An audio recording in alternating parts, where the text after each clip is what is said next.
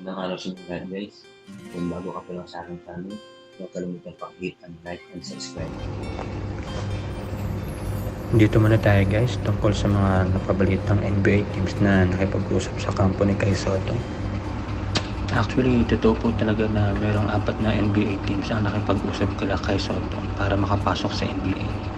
Sa katunayan, inibitahan si Kai na maglaro sa Summer League pero mas pinili niya ang maglaro sa FIBA Olympic Qualifiers dahil mas maganda ang opportunity ito para sa kanya para maipakita ang kanyang laro at improvements dahil halos lahat ng NBA player sa iba't ibang bansa ay naglalaro dito.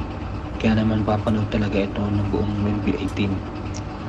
Ngunit kahit maganda ang pinakitang laro ni Kai laban sa Latvia, ay hindi ito naging sapat para makakuha ng kontrata sa NBA. Dahil sa natamong injury ni Kai laban sa Georgia ay hindi na naituloy ang magandang laro at sa halip ay nagpagaling na lang sa kanyang injury. Kaya ngayon, ang focus na lang ni Kai sa kanyang bagong team na Koshigaya Alpas sa susunod na season. At dito siya magpapatuloy ng kanyang laro at magpapalakas at development ng skills sa tulong ng ating Pinoy na training coach. Kaya ang target nila Kai ay sa sunod na taon ipagpatuloy ang NBA dream kung saan ay hinog na ito at kayang-kaya na makipagsabayan sa mga player ng NBA teams.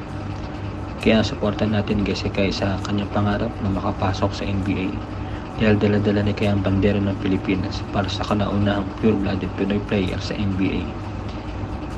Kaya guys, ano sa palagay nyo? Sigurado na ba ang pagpasok ni Kai Sotto sa NBA noong 2025 NBA draft? Comment naman kayo dyan sa baba at ating pag-usapan.